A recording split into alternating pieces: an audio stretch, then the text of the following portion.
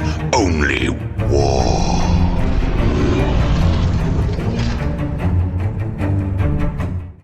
What is up, gents? Top 40k player in the world with a Recon Marine Keevil, bringing the 40k Dirtbags to you. If you guys are new to the channel, appreciate you clicking on the video. You guys are interested in how the Orks are doing in the current meta at the end of 10th edition. Who the hell knows? John actually put it great, where the edition's about to end in 45 minutes, so all these rules don't matter. So we're doing our last GT, one of the last GTs of the year. We have ACO coming up, and then LSO. LSO I think is going to be 11th edition, but ACO will be our last tournament of 10th edition, which we will finish off with Orks. I've been loving Orks the last couple months. Started it this year. Was #1 Ork player in the United States, which is pretty cool. Who the hell knows what 11th edition is going to bring? But we're going to be getting into each game, 5 games. We went 5-0 with our Kult of Speed list. I'll go over what the list is. I'll leave that in the description below. And then we'll go over each game one by one, what we did good, what we could have done better. Using these skills in 11th edition is going to be clutch. So getting that professional coach in your corner is definitely key going into 11th edition. That's what Dirtbag Nation is all about. If you guys are interested in getting that professional coach, I was #1 Grey Knight player in the world 3 years ago, #1 Chaos Space Marine player in the world 2 years ago, #1 Death Guard player in the world last year, and then this year we're already #1 Ork player in the United States. So we know the core rules, and that's all we teach with just like the tactics, how to learn your army the best possible way, and then learn the core rules and get better at 40k, and 11th edition is definitely a perfect time to do that. So head over to Patreon, get your coach, and then support us over there. And if you guys are interested in the merch, it was really cool. We saw the merch shirts at the GT. That was one of the coolest experiences ever, where you get to see your own merch live at the RTT and GTs from people that you've never met before. Really cool. Really shout out to our first opponent who actually had one of the shirts on when we played them. So also we have a lot of other shirts that we are updating constantly. We just got the last 3 at the bottom here. Working on the Emperor himself. So if you like any of these logos, head down in the description below. But yeah, this video, guys, depending on which video you guys are watching, we're going to be going over everything. So guys, leave in the comments below what you like, didn't like, and how we can improve on the channel. And especially going to 11th edition, a lot of videos, especially tactical videos, are going to be coming up. But guys, appreciate it. Let's get into the quick sponsor, and then we'll get into the video. All right, guys, thanks for clicking on the video. If you guys want to support the channel, stay tuned towards the end of the video where we'll go over all of this stuff, as well as any links in the description below for laser lines, shirts, and gear is in all the description. So stay tuned towards the end and enjoy the video. All right, guys, this is game 4 against our boy Brian from the Cuddle Buddies. He is running his Tau. That's his main. So I knew this was going to be a good game. He basically just murdered every single person going into this game. And we're playing, what is this mission? Terraform. So Terraform going first, you get to kind of move up and terraform all the objectives. And then you have to basically, the opponent has to move up and un-terraform them. But Terraform is such a weird mission. You have to keep track of it pretty closely because you each get 1 point for each terraform you have in both players' turns. So you can get max of 2 per objective. So you're going to want to terraform as soon as possible because it racks up really quickly every single turn. So this is on Trevi's stream. So shout out to Tactical Tortoise, who actually came out to the event and was streaming all weekend. We got to stream on his Patreon game with our Chaos Space Marine game 1. And then the last 2 games of the GT we were streaming. And then the last game we made it to the final round. So we streamed that one as well. So it was all great games. Go check that out. I'll leave it in the description below. But awesome, dude. I love that Trevi is a active judge as well. So all of his streams, if they allow him, which most of them do, if anything gets shown that like something is going wrong or rules are misplayed, he'll get up, walk over, and judge the table right then and there. It actually happened at the last GT he was at with my Green Tide list. I went to go get shot at with my commandos with an Overwatch, and he's like, commandos don't have Overwatch, right? Like, you can't Overwatch commandos. I was like, oh shit. So then the guy had to take it back, and you can't Overwatch the commandos. So stuff like that is really why I like Trevi doing the streaming, because if something is not played right, he wants to make sure the game is as even as possible. So he'll get up an active stream. Like one time the coherency was like a millimeter or like a centimeter off, so that way like we made sure that everything was in coherency. He came over when we were doing a pylon thing on game 5 and like helped us like talk us through that, stuff like that. So I like that a lot, especially for newer players, because if you're seeing the rules on the stream that are played wrong, that's not good for newer players at all. So I like that he does that. So what we did here was we infiltrated these guys because I know that the Pathfinders, oh, his list. So he has 2 Pathfinder units, 3 Riptides, Uppy Downy, 1 unit of Crude, 1 Warshaper, 1 of the Broadsides, which have all of the missiles on it, 2 Stealth Suits, 2 Piranhas, 2 Crude Hounds, which are amazing. I'll go over the tactic there.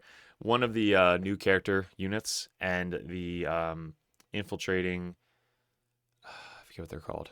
Really cool guys. Those guys right there. Yeah, I forget. So he's still setting up deployment. But this is basically what it looks like after deployment. Right here. So he scouts forward. So he scouts up all these guys. Scout up there, scout up there, scout up there. These guys scout up there. And then I scout up all my guys here. Now, I was taking a little bit to think, like, do I want to give up my Zodgrod? Because I already lost him last game to Nolan turn 1. So do I want to give up Zodgrod turn 1 because I know what he's going to do? And I was like, if I keep him back, I'm so far back to try and use him for a WA that I said, fuck it. If he kills him, he kills him. But if not, he has to put everything into him, which takes him from not shooting my other targets. So I kind of sacrifice Zodgrod here because I also want to keep Boss Snickrod. So if Boss Snickrod is surrounded by Zodgrod, he's got to choose, is he going to kill my character or Zod? So if he kills Zod, then Snickrod is still alive to go and go do actions, which he actually helps out with. So I basically scout everything forward. And that's what it looks like afterwards. I put this guy on the objective because he has to scout up and get me a CP. Plus, he has to put something on that objective to try and do a terraform. So all these guys scout forward. I put 2 OPSEC on there. And that's it. And he goes first. So he basically advances. Everything in his army can advance and shoot. Turn 1, 2, and 3, I believe. Or he gets lethals on 1, 2s, and 3s. So these guys all advance up. The Hounds move up and terraform here. The Hounds move up terraform here. He does a really good tactic where these guys string back and they're within 12 inches of the Warshaper back here somewhere, where if they're within 12 inches of a character, they actually go to OC1. So they're able to do actions and get OC and stuff like that. So I told him, I was like, I love this tactic right here. Like, I've never seen this specific thing done with a crew list. I was like, if I was playing Tal, this is exactly this type of shit that I would be doing. Because they're great at screens. They're great at, like, doing actions. They can advance and charge if they start within 6 inches of, like, a crew unit, which they usually always do. And they're 40 points. Like, they're stealth. Like, they're so annoying to deal with. So that's really cool. Just 2 units of dogs screen back, touching the points. Now, I kept asking, is this Piranha on the point or off the point? Because I have 2 OC on the point, and to terraform, you have to get more OC on the point. It's funny because one of the comments, I was rewatching this video, one of the comments was like, Derek shouldn't force him to put it on the point because he's planning on shooting them off. I was like, yes, but if he doesn't shoot them off, he just wasted that, and now he's not on the point and doesn't get terraformed. So, and then I removed the first guy on the point. He's like, see? I was like, bro, you don't understand. There's no reason of him being on the point anymore because he already took it from me. So I don't have to keep him on the point. Like, they just don't understand. It's hilarious. So they don't know what's going through your mind. So he's on the point. If he doesn't go on the point and he lives, which he did, he wouldn't have been able to get terraform. So after all of the shots from all of these guys and the Piranha and stuff like that, I think 4 or 5 dudes live. So if this Piranha's not on the point, it would have been 1, 2, 3, 4, and Zod. And then that's it. And then I get that point with a CP. He doesn't get terraform, and then I'm still able to terraform it next turn. So it's, God, people, oh my God, comments. So that was that. So at the end of this turn, he doesn't really have to do too much. He's mainly focusing all his indirects onto Zod. He doesn't really move up a ton. He moves up these guys near the point over here. This guy's touching the point down here. These guys scooch up. They don't want to give me a easy charge because I can basically auto advance 18 and get these guys pretty much dead turn 1. But at the end of his turn 1, I just want to find the end of it. Yep, so he kills all but 1, 2, 3, 4, 5. So I would have had one model on that point still, which he, again, wouldn't have terraformed. But, again, the people commenting just don't understand what goes through your head. So we're thinking, like, I'm looking for the card. Like, that's funny. I'm looking for the cards that say, "You're welcome to the wall," and I just couldn't fucking find them. I think I had them in my other bag. Or I left them in the car because this is day 2. So I was like, yep, I'm walling. What are my objectives? Or what are my actions? And I'm like, yep, I have to wall. Because we're going into Tau. If I don't wall, he's going to get primary. He's going to keep me off the points. He's going to screen me with the fucking dogs. So I was like, you know what? We're going to wall, push everything forward, and try and get you to a 0 primary eventually. So Zod lived, so I have to wall now to keep Zod alive. So basically, everything moving forward, we're just auto-advancing everything and putting everything on the points. So we auto-advance these guys. This charge is like super slow or super small.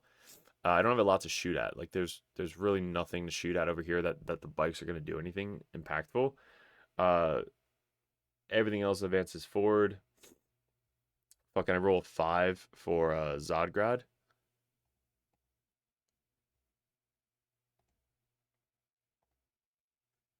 So Zodgrad goes from there to there, like around these guys. So we go this way and then that way. And then the goal here is to basically charge in and tie up the stealth suits. If I could tie up the stealth suits and maybe tie up these guys, they can't get on the other side to shoot. I didn't know how good these guys are. So you're about to find out how fucking deadly this 3-man unit is with +1 AP, full rerolls. Like, it's 2 damage. It's insane. And they can shoot in combat because they're vehicles. So we get overwhelming force turn 1. So it's funny that he had to put that guy on the objective. So we have to kill this thing, kill the crew. That's going to get us the overwhelming force. We want to kill these guys, pretty much standard. So this turn, the goal is if I kill 1, 2, 3. Dude, Zod should have killed these fucking guys, but he rolled like 4 or 5 5s. It was insane. So Zod should have killed these guys. Kill these hounds. And then basically just put everything on the board and just be like, all right, here's my army. Can I live through a 5-up invuln save or not? So after everything, all the shooting, both of my copters are off the table as well. Wazdak is over here to kind of put some shots into these guys as well, and this thing. And I use my 6-mans and stuff to charge in. So all these 6-mans charge into the Pathfinders. Waz charge into there. He countercharges, which is a really professional play and good play from Brian. So the dogs right here, when I charged Zod in first, which was a mistake by my part, the charge from these guys into the dogs were like 2 inches. So I should have charged them first to tie the dogs down. Instead, I charged with Zod first, so Zod charged in. Then the dogs countercharged backwards, which is such a good play. But moving forward in 11th edition, you can't do that. It's at the end of the charge phase. So that's going to be fucking huge. They countercharge backwards, which could win games, honestly, with that, but not anymore. Charge backwards, so now that makes that charge a 6 or a 7 instead of a 2. So that was a huge difference with these guys. Luckily, I made the roll, and they made the charge in anyway. So they charged into the dogs. I had a couple pile into the piranha, so that way I can kill the piranha as well. So I had the knob and 2 or 3 guys into the piranha. These guys also charged in, and everything went into the ghost kill. So if I can kill a ghost kill, cool, but it's a 2-up save. I am doing the wall. I think I did +1 to wound onto this unit. And all these guys charged into the Pathfinders down below. Such a cool shot. Yeah, so charge in, get on the point. Coptas just held back because he's got too much in his face to worry about the Coptas right now. And this was the mistake. So after these guys charged into the dogs and then consolidated into the piranha, I then tagged this guy, which was bad. So he can then just put all the shots into this guy, which then just murders the entire unit. Didn't know that. I should have just left Zod where he was. He would have then had to shoot Zod, kill Zod's unit, but then I still have this entire unit free to go do something turn 2. So that was the biggest mistake. That essentially almost lost me the game. This was the end of my my round, bottom of 1 because I wad. He falls back with this guy because he was here. He falls back this way. Auto passes the thing so he doesn't have to take a desperate escape. We terraformed this one and this one. He still has this one terraformed. This guy terraformed there. The 3-man bikes terraformed there. This is pretty much open. And now it's his go. So this is where he kills most of my army.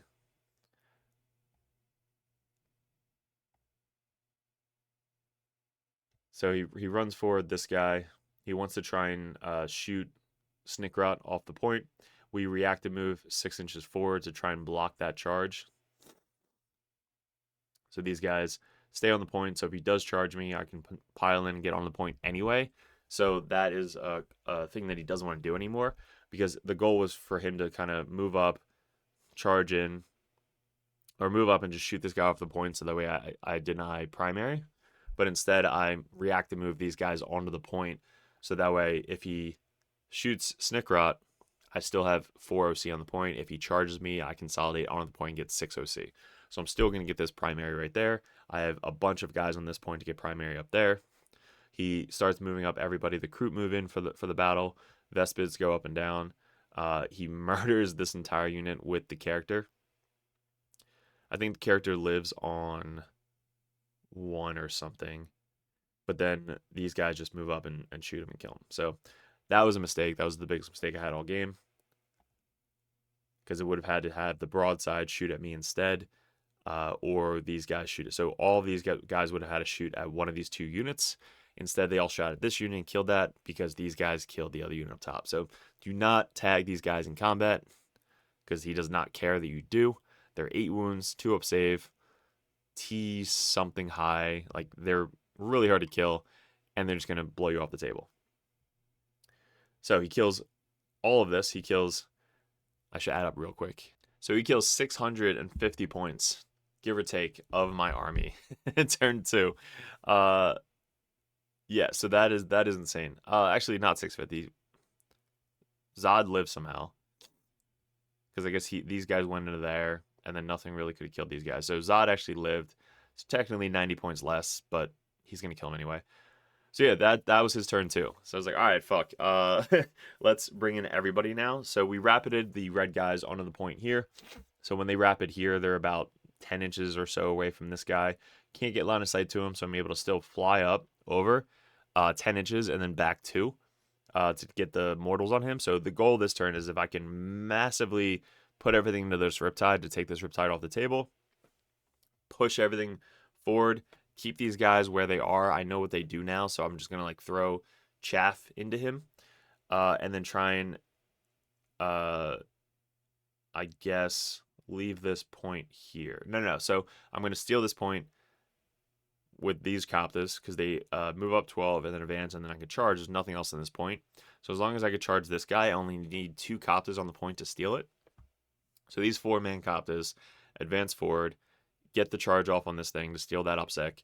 I have my 6-man bikes that are about to advance forward this way, and then try and get around to steal this point. Hopefully I can get into the Kroot and kill the Kroot, because then he only has 2, 4, 6, 7 OPSEC on the point. I need 4 bikes to steal it.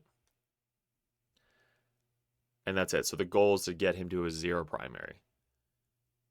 So again, my wall's done. So now it's all about just denying primary and killing his chaff. So with these guys that rapided down, they're going to line up, and I'm going to use the strat on these guys because they're the closest within 9. These guys advance this way. I have Wazdaka move up within 12, so that way he can put everything else into these guys. I can use the sustain hits too on these guys, and then the 5-up lethal on Waz. 5-up lethal gets sustain lethal on 5, and then lethals and sustain on 5s, because it's critting on 5s. So sustain hit 1 is built in, and then he lethals on 5s now with the strat. So I'm able to get double whammy with Waz's 12 shots into high toughness models. So it's a really good strat on Waz. This thing lines up for some dev. This thing lines up for some dev. These bikes try to advance this way, so that way I can get that charge and try and tag this guy up. All these guys get onto the point to try and make it sticky. These guys did roll a pretty good advance, so they basically advanced all the way up to here. So that way I can basically move around and try to get the charge onto this home field. And again, these guys moved up this way. So we're setting up for the turn 3 denial for primary. So after putting all of the guns into this, the dev actually went through. So he did -1 damage on this guy. Now he's even harder to kill. But all the rockets go in, WAS go in, bolters go in, grenade goes in, the grenades dropping goes in. The dev from this fucking guy goes in, does like 3 dev, down to 2 dev, which sucked. I rolled a 2. Zod is on 1 wound. All these guys shoot into here. These guys coming from reserves up here. The other 3-man coming from reserves down here. And I'm just trying to put them on the table so that way they have something else to shoot at. And if they don't shoot at them, I can move up and try and steal primary. The goal, again, just keep him off the primary. So that way I know he's going to kill my army. But if I keep him to a 0 primary, I'm going to go so much further forward on primary. Because I'm getting max, he's getting 0. So these guys come in, those guys come in, these guys camping, this guy is there. I know he might die, but it's fine. These guys definitely going to die. So I have these guys, again, next turn to kind of move forward. I have these guys next turn to move forward. And at the end of the charge phase, we kill this guy to the wound. He has 2 up saves, so all my blades with +1 to wound. Hit on 3s, wound on 4s, because they're showing 5 or 6. So I wound on 4s, and then he rolls 2 1s. Like, he rolls 1-1, and then he has 1 more dice to go, and he rolls a 1, which then finally kills him. So it took so many points of my army to kill this guy. I could have tank shocked him, charging in, but I wanted these bikes to make the pile and consolidate, because without the pile and consolidate, these bikes wouldn't have been able to tag this unit. So what I did here first was these bikes charged in, then the Coptas charged in, or vice versa. So Coptas charge in, bikes charge in, bikes have to go before the Coptas. I could have tank shocked the Coptas right when they charge in, but if I tank shock the Coptas and kill that guy, these guys then cannot pile in and consolidate. So I needed to think of order of activation. The bikes had to pile in first to get the extra 3-inch movement, and then consolidate to tag this guy right here. So this bike was essentially over here. When he charged in, he started the charge 5 inches away. So when I ended my charge, I ended 5 inches away over here, which is the same or closer.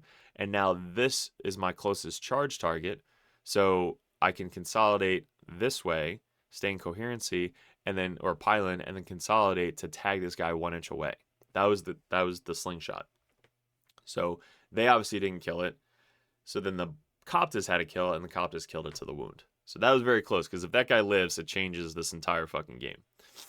He puts the attacks into Zod, which we both talked about. I was like, why did you do that? Because that's an easy assassinate target next turn. I don't think he drew it, but still, like, having a character on 1 wound, it's like, why go after him? I'm not going to really do anything to your toughness 8 wound 2 up save models, so you don't have to worry about that.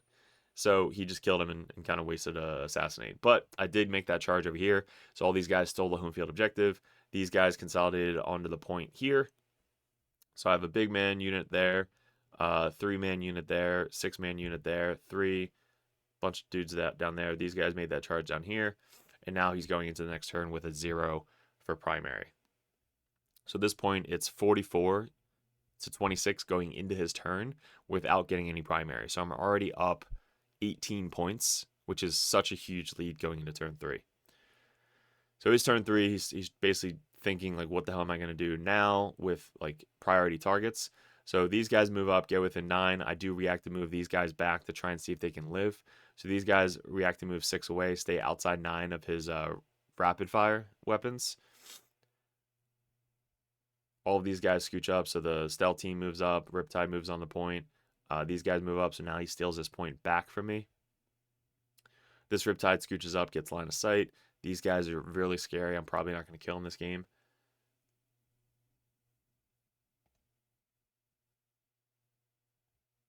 And he kills all but, I think, 1 of the Coptas. So he obviously murders these 3 or 4 Coptas down here. This guy advances up to here. He misses out the point by, I think, 1. So if he would have rolled one extra dice or one extra movement, he could have got on the point here, which definitely would have stopped me.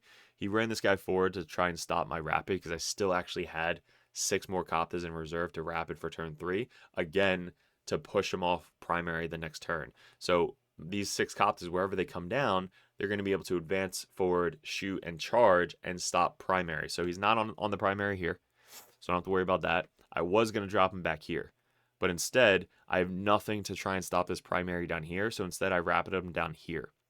So if I rapid him down here, he doesn't have line of sight to me at all, so I'm able to basically advance forward and then shoot and then charge one of these two to get on the point, and that puts another 12 OBSEC on the point. He's got 3, 4, 5, 6, 7, 8, 9, 10.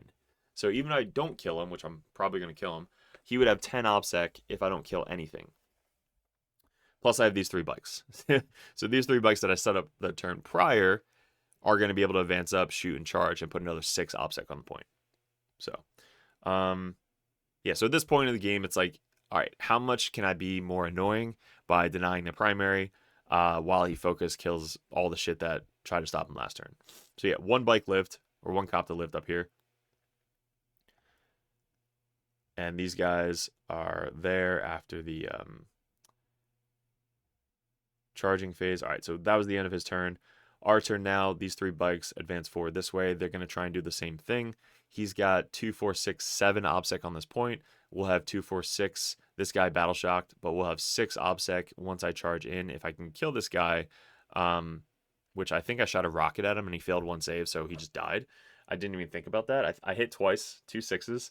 I wounded twice. He doesn't have a save because I'm thinking like Crew have a 5-up invuln and save, but he doesn't have a save, so I actually killed the Crew Warshaper. Which come to think, I probably should have killed him a turn before. So that leaves him with 2, 4, 6. So if these 3 guys live, I can tie primary down here. He overwatches, doesn't kill 1. I was like, holy shit. Didn't roll 1, 6 on the big missiles. Down here, the Coptas that I rapided advance forward. Everything shot into this fucking guy right here. The bolters as well. I think we moved up 12 with the bike, so that way I could throw a grenade if needed. And we do manage to kill him. So we killed him, I think, with the grenade, and then we charged in. So everything charged in. I put another 2, 4, 6, 8, 10, 12, 14, 16 OBSEC on this point down here. And then up here, Wazdaka came out to play. So Wazdaka went from there all the way up to here. He's there to basically shoot at, I think, this guy to try and whittle him down. So I'm basically putting everything into this thing to try and kill at least one of them. These guys advance forward to steal. They made the charge. They charge into these guys because I don't have to go into these guys right now because I can just pile into them, just keep them where they are. This guy keeps the Vespid on the table. Charge into the Vespid. I don't think the Vespid could take 2 wounds off the Copta. They almost did, but didn't. And then so that's another 0 going into turn 4 on primary for Brian. So I do charge in with Wazdaka. He counter charges with these guys to keep me from piling into him. And I'm thinking that this unit can fall back 10, but since he's not in combat anymore, he can only make a normal move of 6, which I didn't think about. So I was like, fuck, if I charge into there and I don't pile into him to keep him in combat, he's going to be able to move 10 this way. Now, this guy blocked his movement, so he can't go 10 inches onto the objective. If this guy lives, he can fly over and touch the objective. But I had to kill this guy with Wazdaka. So luckily, Wazdaka hits hard as fuck, charges in, kills him, and then all he had left was this guy on 2 wounds. So Wazdaka did actually a ton of wounds and took him down to 2. And then after that, he can only move in 6. So he can move 6 this way to set up for next turn, but it doesn't matter. I stopped the primary after my charge.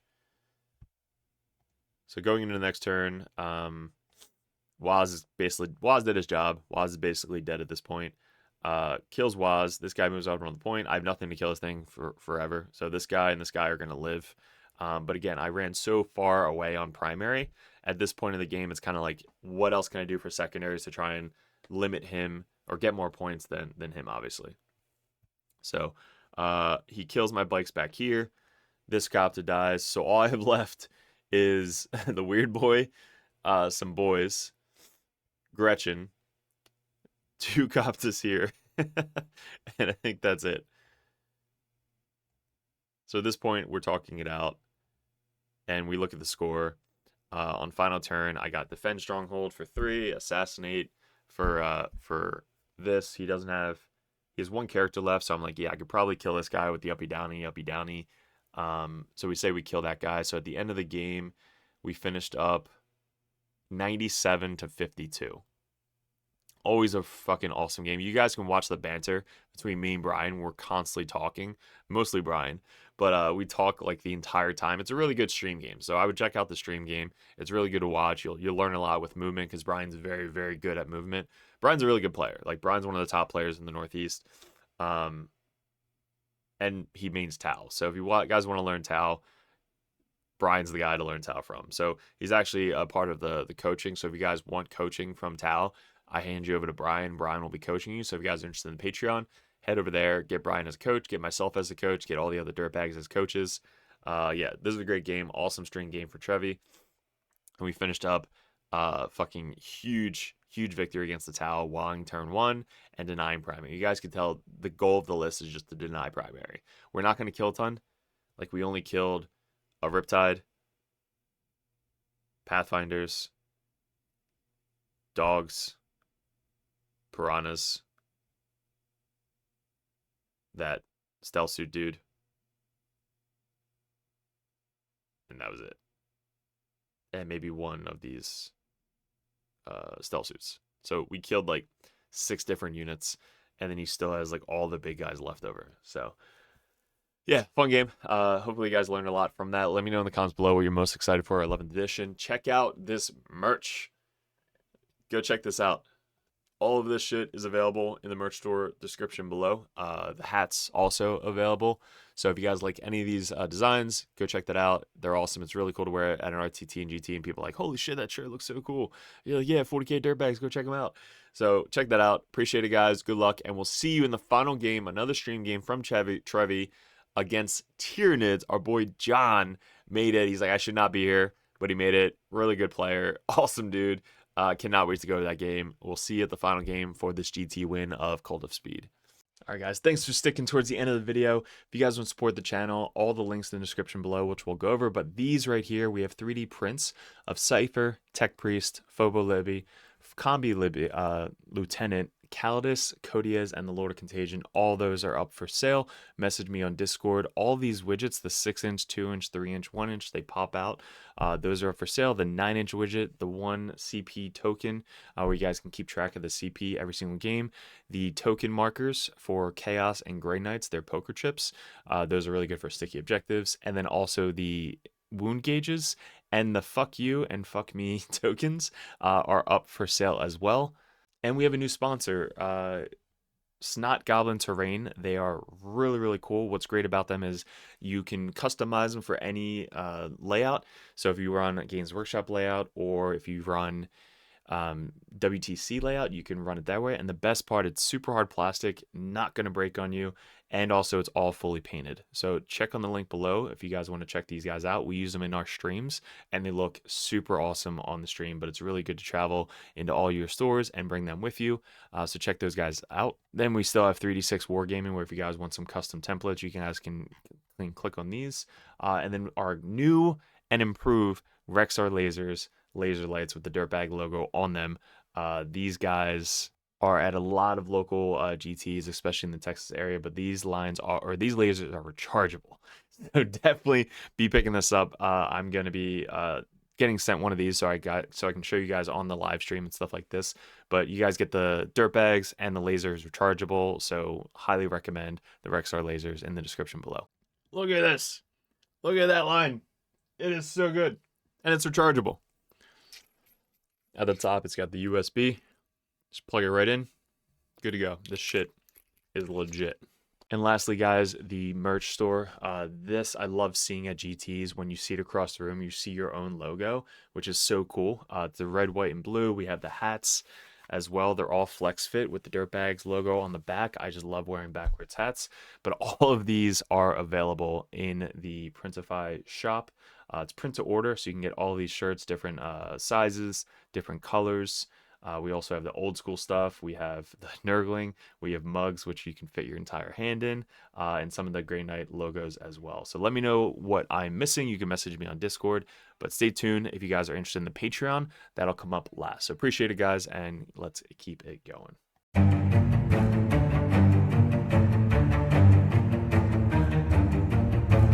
What is up, gents? 40k Dirtbags here. If you guys are interested in joining the Dirtbag Nation over at patreon.com, you get a bunch of perks. What we did in 2024 was we really expanded. I had traveled a ton and I played my ass off in 40k. Right now we're ranked #1 best player in the United States on ITC rankings.